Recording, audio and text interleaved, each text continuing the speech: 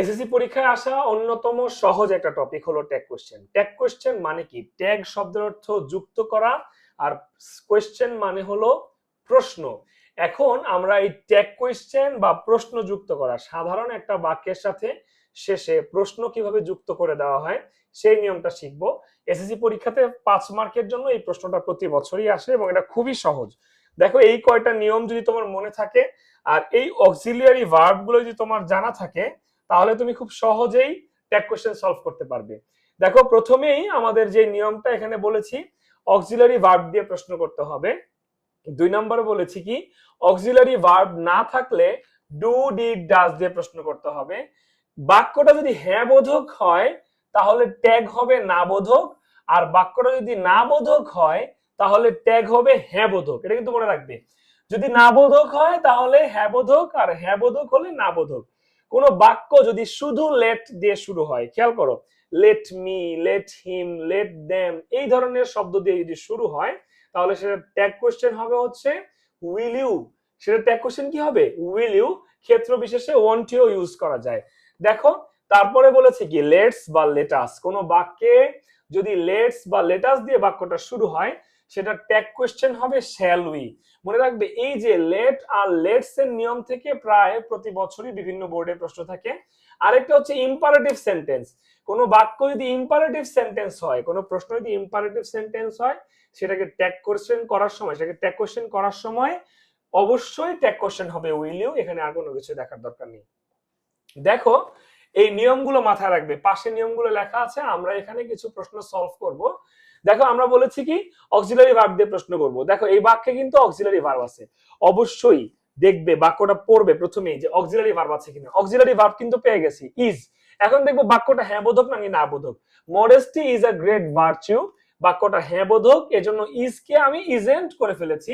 আর এই সেন্টেন্সের সাবজেক্ট হচ্ছে মডেস্টি, এজন্য এখানে এটা প্রোনাউন হিসেবে বসিয়েছি ইট। ইজেন্ট ইট, ট্যাগ হয়ে গেছে। তারপরে দেখো, the modest always respect their superiors. এই সেন্টেন্সে কিন্তু কোনো অক্সিলারি ভার্ব নাই। দ্য মোডেস্ট হচ্ছে সাবজেক্ট, খেয়াল করো, দ্য মোডেস্ট হচ্ছে সাবজেক্ট আর রেসপেক্ট হচ্ছে ভার্ব। যারা ভদ্র তারা তাদের বড়দের সম্মান করে। কি করে? সম্মান করে, এটা হচ্ছে ভার্ব। এখন কোনো অক্সিলারি ভার্ব নেই, তাহলে কি দিয়ে প্রশ্ন করব? ডু, ডিড অথবা ডাজ।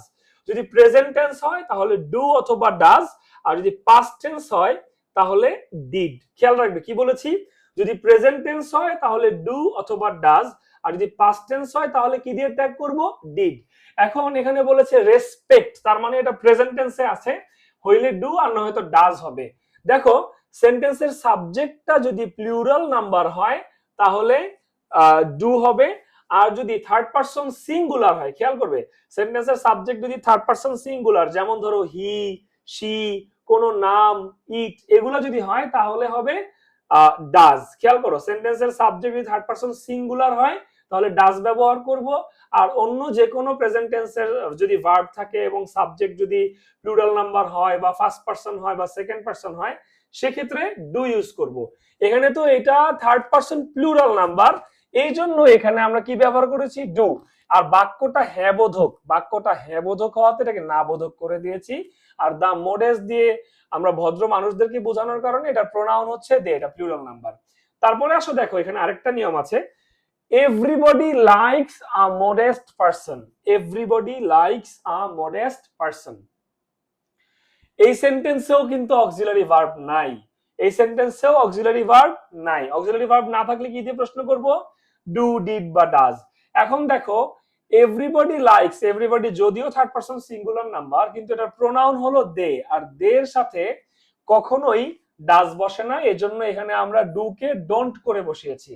খেয়াল করো, এখানে কিন্তু অক্সিলারি ভার্ব নাই। অক্সিলারি ভার্ব না থাকার কারণে ডু, ডিড অথবা ডাজ, যেহেতু এটা প্রেজেন্ট টেন্সে আছে তাহলে ডুও হতে পারে, ডাজও হতে পারে। এখন আমরা ডু কে কেন ব্যবহার করলাম? কারণ হচ্ছে এই সেন্টেন্সের যেই সাবজেক্ট, এটা প্রোনাউন হচ্ছে দে, দে এর সাথে কখনো ডাজ শব্দটা ব্যবহার করা যায় না, এজন্য আমরা এখানে ডু ব্যবহার করেছি এবং বাক্যটা হ্যাঁ বোধক হওয়ার কারণে না বোধক করে ডোন্ট বানিয়েছি। আশা করি বুঝতে পেরেছো। দেখো, এ মডেস্ট স্টুডেন্ট অথবা a modest student hardly fails to reach his goal. A modest student hardly fails to reach his goal. এই সেন্টেন্সে অক্সিলারি ভার্ব নাই। যদি কোনো সেন্টেন্সে অক্সিলারি ভার্ব না থাকে তাহলে কি দিয়ে প্রশ্ন করব? ডু, ডিড বা ডাজ। অক্সিলারি ভার্ব না থাকলে কি দিয়ে প্রশ্ন করব? ডু, ডিড বা ডাজ। খেয়াল করো এই সেন্টেন্সের সাবজেক্ট আছে এ মডেস্ট স্টুডেন্ট, এরপরে ভার্ব হচ্ছে ফেইলস। মনে রাখবে সেন্টেন্সে ভার্বের সাথে যদি এস বা ইএস থাকে তাহলে আমরা ধরে নেই যে সাবজেক্টটা থার্ড পারসন সিঙ্গুলার নাম্বার, আর ভার্বের সাথে এস বা ইএস থাকলে জেনারেলি আমরা ডাজ ব্যবহার করি। এখন প্রশ্ন হলো এইখানে তো বাক্যটা না বোধক হওয়ার কিছু স্বাভাবিকভাবে দেখা যাচ্ছে না, তাহলে আমি এটাকে হ্যাঁ বোধক কেন রাখলাম? কারণ মনে রাখবে যে হার্ডলি শব্দটা হচ্ছে না বোধক। কি শব্দ? এই যে দেখো হার্ডলি, স্কেয়ারসলি,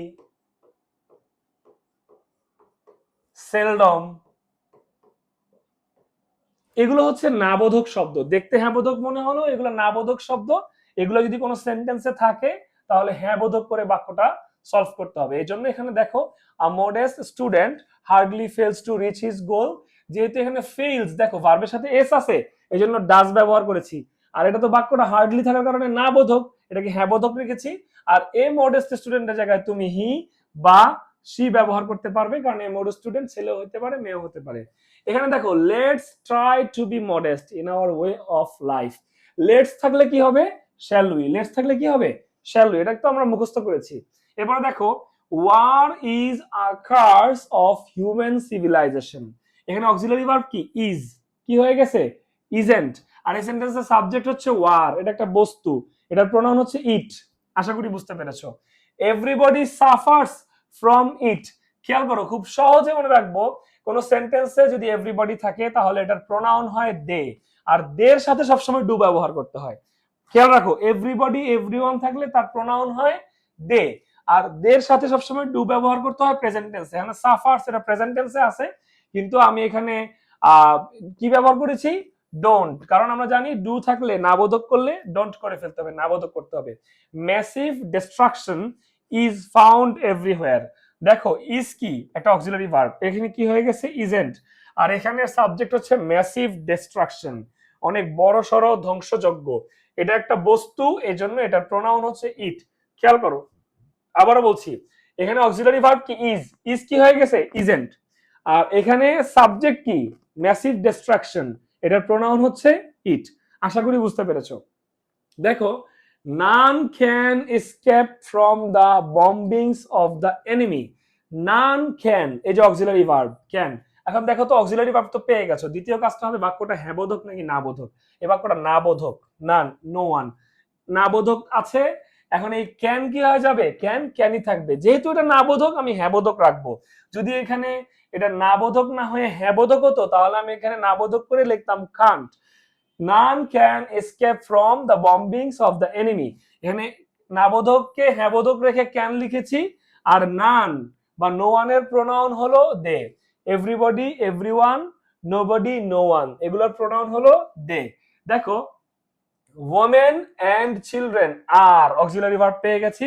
অক্সিলারি ভার্ব থাকলে এটাকে হ্যাঁ বোধক থাকলে কি করতে হবে? না বোধক। এই অক্সিলারি ভার্ব আরেন্ট।